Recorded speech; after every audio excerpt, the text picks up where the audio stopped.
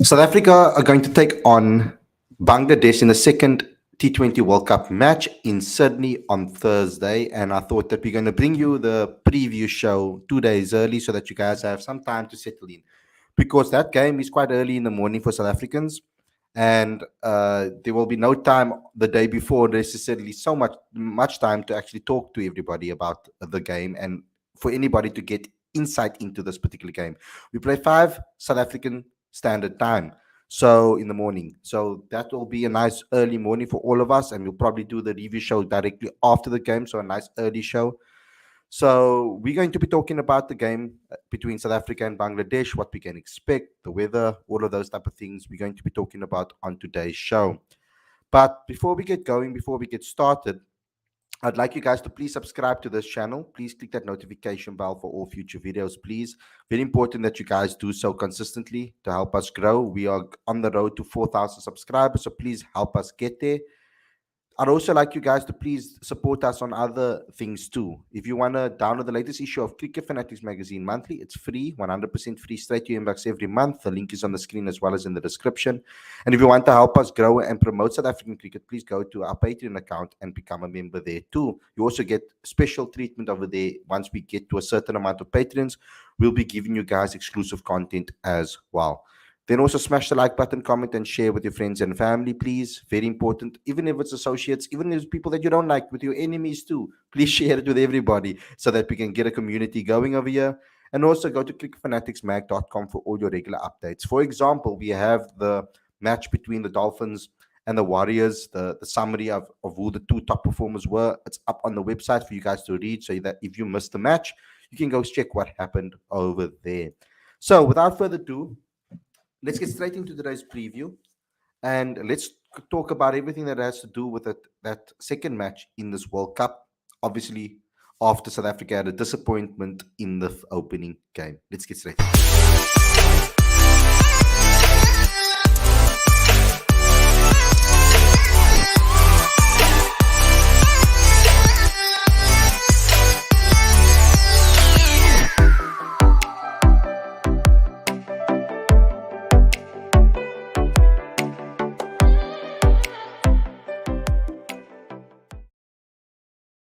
A very good evening and welcome to Cricket Fanatics Magazine. This is your preview show. I'm your host Khalid, and this is the show where we talk about everything that has to do with South Africa versus Bangladesh in the second T20 World Cup game for South Africa.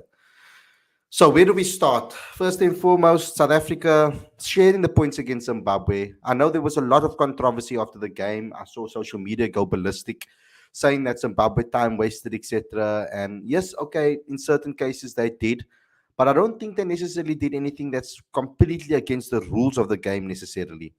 But let's see what happens with regards to the outcome of this. I don't know if it's going to be taken further or looked into a little bit further, but I don't think it was necessarily all Zimbabwe. There are a couple of things South Africa also could have done to maybe lessen the amount of time wasted. But okay, yes, there were certain instances, for example, where with the injury, for example, they took quite long to deal with that. There was some time wasting in between. That was seen, but it was seen kind of within the rules of the game in a way, you could say. So I wouldn't blame it completely on that alone. But yes, there could have been other things that people could have done to maybe speed up the game a little faster. Also, the fact that we maybe conceded 10 runs too much in our first innings could have also possibly also helped us. But yeah, unfortunately, the rain just stuffed us there, and we can't do anything about that. Now, going into the second game, the weather reports have been insane for me to follow. I did a review show with our friend, our Australian Protea friend, HD, and he gave us some insight into Sydney. And he was very worried that this game would also be affected by rain. I've seen the rain reports move from 90% to 80% to 70%. And like I saw Lawrence saying in the comments, it's now 48% chance on rain on Thursday. So that's a positive, at least for South Africa, going forward into this game, that this game might not be affected by rain as we might have thought before as much. Hopefully, it doesn't affect the amounts of overs bowled. But if it was a reduced game, I wouldn't be really as worried because I think that South Africa would actually have the edge over Bangladesh if it was a reduced game, in my opinion. You guys might think something differently, and I would like to see what you guys say in the comments. I'm going to read a couple of your comments as well live on the show to see what you guys have to say. But let's just talk about Sydney as if there wasn't rain, and that there. I wouldn't say completely no rain because that will just be fantasy. Let's just say that it is overhead conditions. There isn't much rain. There's a little bit of drizzle on the ground, and maybe the forecast isn't 80%. It is 40% as we may be seeing right now, and there won't be much rain affecting the game. What does South Africa do from a team perspective? Because I think the lineup is probably the first thing that everybody wants to talk about and wants to debate, etc. So let's talk about that first and foremost. From my experience of watching what New Zealand did against Australia, New Zealand picked two spinners in that game. And I think that's the option that South Africa should go with. HD mentioned that Sydney is the spinner's wicket in Australia. And I think that that's a good way to look at it. Because when I was looking at the games that have been played there so far, spin did play its part. And as you can see against Australia, Australia struggled to play against the spinners, against New Zealand spinners. As you know, that game, batting first aimed to be the right decision in this particular game. It meant that they could put on a score of 190 actually 200 on the board for three, to be precise. I think that Australia electing to bowl first might have been a mistake because as that game went along, the dew played its part, obviously, and it got harder to bowl. It got I'm talking total crap. What I'm saying is when New Zealand opted to bat first, they didn't find it as hard as what Australia found it. I don't know if it's got to do with the weather conditions, or it was got to do with application from Australia's part. But Australia batted very poorly, and New Zealand with the two spinners completely decimated them. But all of their bowlers performed well. Everybody took a wicket. Everybody performed well. So New Zealand was just on top of the game. Do we read a lot into this? I don't know how much we should read into this. Is it the wicket that you want to bat first on? It's got to do with the conditions, and we're going to have to wait and see. But based on that particular game, it might make you feel that you want to bat first on this particular ground. I do think that South Africa should play the two spinners, though. I think Keshav Maharaj and Tabraiz Shamsi should play. But what I'm concerned about is whether we should go for pace or should we go for the variations of Lungingidi. That's where things get tricky because who do you drop for the all-rounder? Do we play two all-rounders? Is that still an option on the table? Now, for me, I think South Africa should pick the same team that they picked against Zimbabwe, bar bringing in Tabraiz Shamsi for one of the seamers. I think that should be an option, and I don't really care who they pick. But for example, if you're looking at the last game, I mean, Nokia bowled pretty well. And if you look at the bowlers, KG's been the weaker bowler out of the three. So is KG a possibility to drop? I wouldn't do it. I mean, it's Australia. And he generally does come right in Australia, and he manages to bowl well on those wickets. And the experience that he has, and he's world class, and he's the cover star of Cricket Fanatics magazine this month. So it's going to make it hard for me to say that he should be the one that's dropped. So it's interesting. The only thing that I know for sure is that the two spinners must play, and they need to find a space on how to make that work. The fact that Aiden can add a couple of overs too might help South Africa if one of the seamers are struggling. So that's a nice thing to have as well, that have that depth. I know Tristan Stubbs can bowl as well, but maybe it's not that. Maybe he's not ready for it quite yet in a World Cup stage. I don't know. We have to wait and see. But generally speaking, that's where I think I'd go with regards to the lineup. And it makes it very tricky for me because I feel that Anrich's pace is going to be difficult for Bangladesh to handle. But we also have to remember that Bangladesh have a very good streamer in their lineup that has given South Africa trouble in the past, and that is Taskin Ahmed. I'm a big fan of him, big fan of him, and I'm very interested to watch him play. He was the top bowler in their match against the Netherlands. Yes, they were playing at Hobart, and it was obviously different conditions to what we're going to see at Sydney, but I still think he'll be a massive threat. Shakib Al Hassan will always be a threat, and South Africa is going to have to find a way to deal with him too, because he is very dangerous. But Hassan Mahmoud also bowled very well in the previous game. I mean, 2 for 15 in 4 overs and economy of 3 for 75. I mean, you can't really get any better than that, other than maybe taking an extra wicket or so. So it's going to be interesting because I do see that batting first should be the option on this pitch, and this is just from my observation. Um, I do think that this particular pitch is going to be harder as the time harder to bat on as the night goes on. Um, Actually, Ryan's just posted a comment over here saying Sydney stats say that the team batting first wins 64% of their games. Finger spin and leg spin goes at 7 runs per over. It's a day game also, so playing two spinners might be plausible. Won't be surprised if you play one. Yeah. So I mean, it is the like I said before, it has been labeled as the spinner's wicket in Australia. So interesting to see what South Africa do with that and what they're going to do with regards to their team lineup and how they're going to approach the game. I think we all have to just accept the fact that they're going to play Temba Bavuma. It was clear to see in the previous match that Pouch, and it's clear to see in the post match press conference that Mark Boucher backs Pavuma 100% and believes that his batting or his ability is good is perfect for these conditions. So he said it in the presser, so they will go with that. So we're going to have to accept that. So Timba is going to play, so we might as well just accept that as a fan base and support the guy as best as we can. When it comes to the rest of the team, I think it's pretty straightforward. I think the opener with Quinny, of course, after the form that he was in. Then we obviously have Riley Rousseau at 3. Then at 4, you've got Aiden Markram. 5, David Miller. 6, I would go with Tristan Stubbs.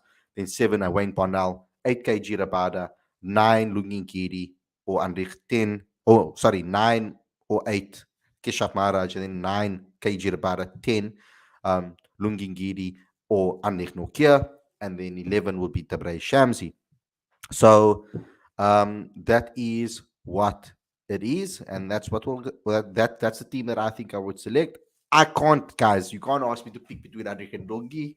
I can't do it as much as you guys might want me to. I don't know if you guys do want me to, but if you guys wanted me to, I really can't. It's because I can see the value in both bowlers. I feel that both of them can add value to this particular team. The fact that we have Parnell at 7, that left arm swing, it gives us an extra bit of skill in that order that we didn't have before, that gives us variation. And I think he bowls and complements any of our bowlers that we play. Do we want the variations in our team, or do we want the pace? That's what we're going to have to decide based on the conditions on the day. So that's my little preview going into this game. That's how I think South Africa should face it. That's how I think we should line up. I do believe that they should go with the two spinners, and I do think that if they win the toss, they should bat first. That is my opinion on this particular wicket going into this game. So let's get the fun side going, and let's get talking into some of what you guys have to say in the live chat. So Lawrence Adedi, I've read your first comment. We've got Michael Joseph saying Australia MET department predicts the weather to be slightly clear on Thursday. So that's a good thing for South Africa, a good sign. The way it's changed over the last 3 days, it's dropped like 20-30% at a time per day. Hi, Khalid, just how good is Grant Lewison? Superb. Big fan of his. He's coming on the show tomorrow night at 8 o'clock. So you guys, please bring your questions for Q&A session with Grant Lewison. I want it to be nice and I want to give you guys something back. Thank you guys all for the support. So I'm going to bring him on the show tomorrow, and we're going to talk at 8 p.m. It's a daily show, of course, and we're going to chat about whatever you guys want to chat about. I'll obviously ask a couple of questions at the beginning, so give me about 5 minutes or so to ask him a couple of questions on my own before you guys get your questions in, and then we can go. If you guys want to support us, please support us by giving us super chats to get your questions in. It really helps us a lot. That extra cash really helps us to be able to set up a lot of things, and also to help out in South African cricket too, and to give back to the community. We want to do that as well in the future. But get involved with the super chat, because that's our only income stream at the moment. Is really YouTube, really. At the moment, YouTube and Patron has been keeping us afloat. And so please help us out, guys, there with super chats. But I'm going to bring Grant Rulofson to you guys tomorrow evening at 8. Beware that we will try to do this a lot more often. I'm trying to fix these or to fit in these interviews in between because the CSA T20 challenge is happening. And it was an incredible performance by the Dolphins. They completely dominated the Warriors. It was insane, and it looks like the Rocks was started their innings also a little bit slow on the slow side as well. So that also makes it a little bit complicated for them. I know they're on 108 for six currently. I think it's going. It's almost the end of the 18th over. So they are struggling. It looked like the struggle that the Warriors faced carried over into this particular game. I think after the T20 World Cup, Mutasami replaced Keshav because Mutasami better than Keshav with batting. Mutasami is a very good option. We also have Bjorn Vertain and George Linder also in the mix that could possibly also come through over there. Um, I think, guys, another person to look out for is Utnil Bartman. 5 for 14 today. This guy's been excellent in T20 Challenge. It's a pity that he was sick and his potential to play for the Proteas or his chance to play for the Proteas never necessarily came because of other things that happened. So it was a pity, but I mean, he's really knocking on the door. He's bowling excellently. He's Yorker. He's ridiculous. Why South Africa has to suffer all the time? Why rain always plays a spoiled part? Very unlucky team, South Africa. Feel for them. We are very unlucky, yes, and unfortunately, that is something that we can't control. So we just have to deal with the cards that we are dealt. Maybe if South Africans, maybe if we start using the law of attraction as a nation and all just vision South Africa lifting that World Cup trophy and playing an amazing final and all of those type of things, maybe we will put good vibes into the universe and we'll maybe get a World Cup trophy as karma in return. I think if we put bad karma out in the world, I do believe that if you put bad energy into the world, bad energy comes back to you. So I think maybe we need to be less negative and pray rather for the rain to stay away so that South Africa can get a full game going and the proper points on the board. It's not going to be easy against Bangladesh. We mustn't underestimate them. They are a very talented team. Yo, Khalid, bowling 2 overs in 25 minutes, even with the injury, definitely time wasting that. It was, but it was, I would say, it's still within the laws of the game. In a way, they bent the rules ridiculously, and they obviously took full advantage. It's almost like in football when you're wasting time. The keeper takes a long time to kick the goal, to take a goal kick, for example. So it's a similar thing that they were doing over here, but it was definitely time wasting that was in their part. But I can't necessarily blame them. It's a tactic that they use, and I don't think it was completely against the rules of the game necessarily. So that's just only my take on it. It was smart from them to do what they did. I mean, because they were getting obliterated in that match. Obviously, that was ridiculous. Even the umpires took 7 minutes to compute the revised DL pass score. Yes, they took very long to do that as well. So that it is a shame and it is hurtful. And I know that we're going to look at all of those things, but unfortunately, it is what it is. We have to accept it and move on. The boys still gave us a good performance. So proud of them. And blaming Timbuk, I don't understand that narrative. It's ridiculous.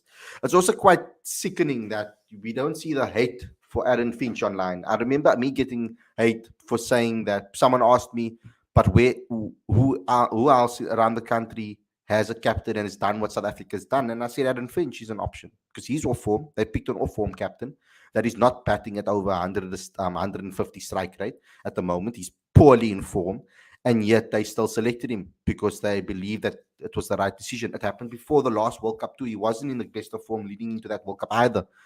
He batted at 78 strike rate today or something like that, guys, or 60 strike rate, which a lot of people would have torn from apart if he had to do that.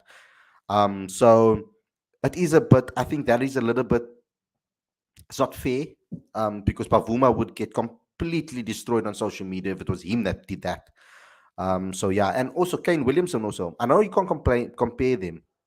People are gonna say you can't compare them; they're not the same type of players, yes. But still, they should be ridiculed or not ridiculed. They should also be criticized for batting slowly too. Kane Williamson didn't bat very quickly in his game as well for New Zealand, even on a pitch that was really helping them. So I just want the narratives to change. I just want it to be a little bit fair without criticism and criticize the cricketing ability, not do all the inhumane things. And if people did criticize Aaron Finch, they weren't racist against him. So yeah, anyway, I don't want to get into that conversation tonight. Don't spoil my evening.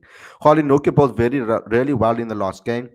if we want to drop a seam, it should be KG, who bowled very poorly in the last game. And a lot of people will say that. But KG is X Factor player. It's very difficult to drop X Factor players. I really hope not Pavuma play a test innings like Aaron Finch today. I fear that. Pavuma will score 200. Shit, actually. Anrich, for me, as is a match winner, X Factor. Anrich Nokia is a brilliant bowler. And so is Lungi Ngidi, and it makes it very difficult for me to choose between the two, like I said earlier on. Anik will be unplayable in Perth and even in SCG. I don't think Bangladesh batsmen can face such a tear-away fast bowler. It's a good point, and that's a point that I made a little bit earlier on, is that Anik's pace is the factor that gives him the edge, but Lungi's variations gives him the edge.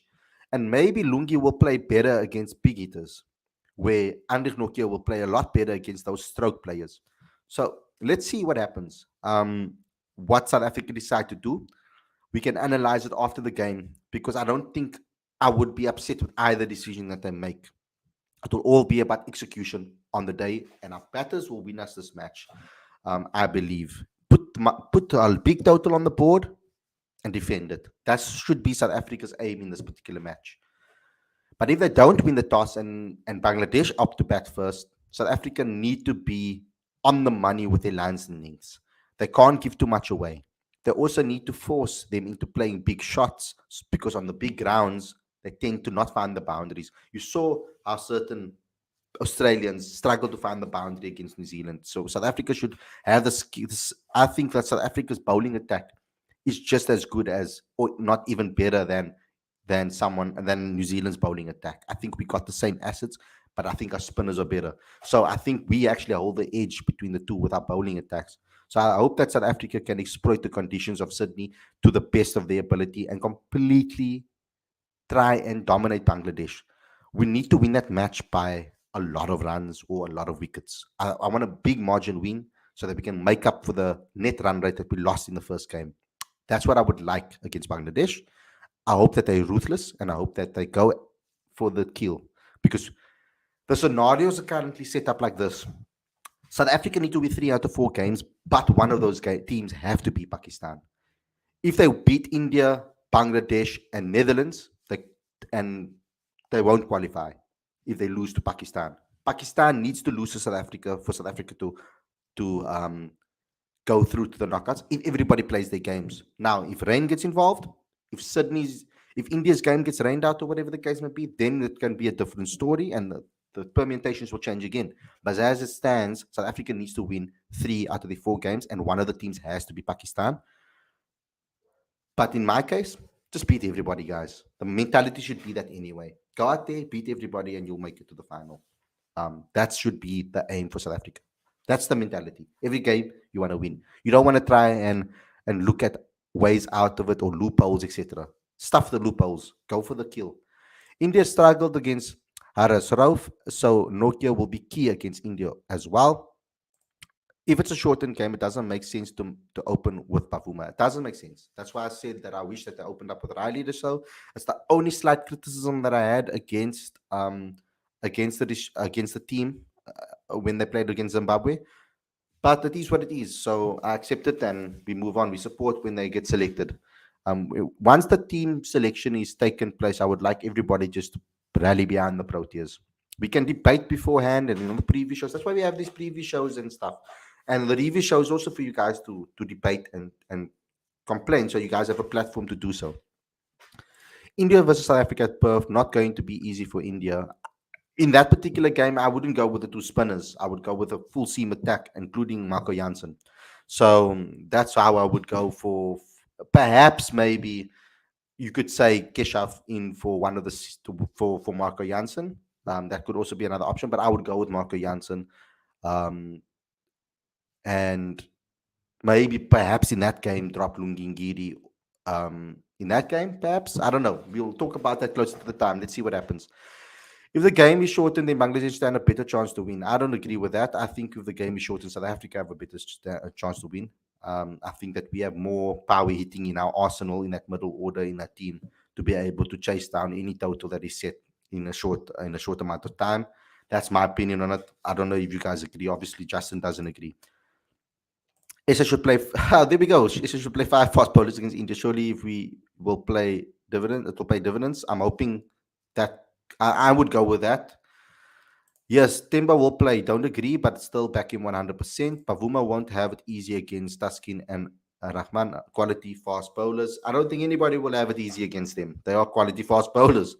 But I think that if Pavuma can look to play to rotate the strike and get Quinny on strike as much as possible, should be his main aim should be to support Quinny de Kock as best as possible.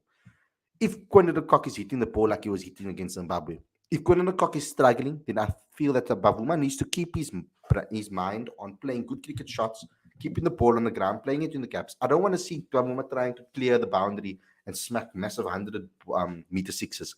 When his eyes in and he's in a good space, then he can go for it. If he gets about 30, 35 into that mark, then go for it. I would want to see him have a go at it. But I think he needs to build himself to get there. He needs to trust his game. It's not smart for him to now change his whole game plan to something that he's never really had practice doing. It would be silly for him to do that. I'll rather have him go out there, now that he's been selected, play his natural game and support Quinny to the best of his ability. That would be the best way for Temba. If Temba starts to now try and play like David Miller, I think it's not going to be a good thing for South Africa. So I'd rather let him play his best cricket that he can possibly play. That would be more beneficial to, I feel, to South Africa. I'm not confident with Parnell's batting. Yeah, Parnell's batting has improved over the years. I have to say, I think he's a better cricketer now than he ever has been. I saw someone like Faf du Plessis speak about it with on IOL interview with Zaid Adams. You guys should go watch that interview. It's a brilliant interview. I have to give plaudits to my friends when they do well. So well done, Zaid. It was an excellent interview with Faf. He spoke about Dwayne in that particular interview, talking about how he's improved, how he's become a better bowler, how he's become a better batter, even how he's matured. You know, and I see it. It's just that Wayne does tend to need a couple of balls to settle in. So coming in at 7 is maybe not the best position for him because he needs to come in and smack immediately almost. They're going to rely on his batting first. So hopefully he comes into situations where there are a couple of games to spare, balls to spare, and he can take his time to get his eye in. That's what I'm hoping for. It's a bat light with Parnell at number 7. Maybe Janssen should also play to lengthen the batting lineup. It's a good option. But then you're dropping 2 seamers for 2 spinners in that case to fit everybody in, which I'm not very comfortable with. Khalid, I love South Africa's kit jersey this time. I do too. I really, really like it too. It looked really nice as well. It looks really nice on images for the site, etc. So I like it. I like the pattern in the blue. Is it blue, guys? I'm colorblind, so please tell me. Hardy, we are going to make the semis. We just need to smack the wounded Pakistan team. That almost guarantees us a spot if we can win the rest of our matches as well. Khalid, I was a KG fan for years back. Nowadays, I don't see KG playing with the same passion and aggression as he was a few years back. I think his game's changed a little bit. He's not as aggressive as before, but also he's more of a skillful bowler that uses skill and he thinks a lot on the field. So he's a different type of bowler. Before, he used to focus on bowling as quick as possible and hitting the areas hard and getting that movement. Now I'm seeing him using a lot of slower deliveries and other variations, cutters as well too. So he's changed as a bowler, I would say. Yes, he hasn't been in the best of his best form of his life in recent times, particularly for South Africa in the T20 and white ball arena. But I'm pretty sure he can come right, man. It only makes sense to do so. Ethan Bosch is also economical and taking 2 weeks in every game. Ethan Bosch is bowling much better than his brother, by the way. Ethan Bosch is bowling exceptionally well and he's really impressed me. The Dolphins team in general has impressed me this season. And every season, actually. But, I mean, Ethan Bosch has come to the party 100%. Klassen also wasted time in the third ODI against England but failed. We will sooner or later be exposed with the bowling all-around batting at 7. Poor lower order batting depth. The best teams bat until 9 and 10 in England. Yeah, but what can we do about it now? We don't necessarily have those amount of all-rounders that can bowl at 150 in our system. We don't necessarily have it. We have to bat with what we have. At the moment, I feel that even Keshav adds something with the bat. I don't think we only battle seven. I think we can do an okay job up until about eight.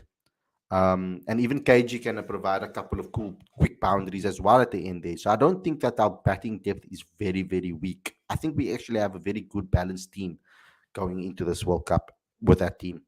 This is why you play two spinners always, Khalid. Hasaranga went for 52 in 3 overs. Yeah, sometime. But what's lucky with South Africa is that if one of the two go, we also have Aiden that can come in. That's the key over there. Hardy, let's stop blaming Zimbabwe and umpires. We need to take the blame. Lungi dropped the catch. Tristan letting ball through his legs for four. QDK penalty runs. Kesh misfielding. That's why I said there were things that we could have done also to maybe speed up the process. But it was also clear that Zimbabwe time wasted. That is also clear. So both is correct, I would say. Both played a part. Hardy, I agree with you about Pavuma. He played his role yesterday, and Finch looked out of depth today. But Finch has incredible T20 stats and is proven match winner. He's in the twilight of his career. It doesn't look like that, unfortunately. No matter what the stats say, look at Quinny's stats. Quinny's stats doesn't show the form that he's been showing in T20 cricket. That's the reverse of it. Khalid, why is it not win by DLS that day? Okay, so the reason is because DLS comes because the overs there weren't overs left for DLS to be taken into account. Um, there were still runs to be scored, I think, according to them working out, even if they went to the 5 overs. So I think because of that, that's why South Africa didn't win by DLS. I don't actually know the exact reasoning, but if someone knows in the comments, please let us know. I know someone that will know. Werner will probably know this. Werner is a cricket connoisseur in a way, even though I can't use that term because Aaron will be mad. But he is extremely, extremely smart when it comes to cricket, and he knows a lot of things. So maybe Werner can answer you guys in the live chat and tell you what the reasoning is behind it. But I know that the cutoff was 5 overs, and if it was still raining and there was no possibility of a game happening, then DLS doesn't come into account. So yeah. Khalid, that Perth wicket is crazy. Proper fun pitch. I'm excited to see that India game is going to be terrifying, but it's going to be an exciting match, I think, hopefully. Just win all the games, and if you get it, it's simple said. Simply said. Isha are the underdogs. Did you read Faf's book? I have just finished.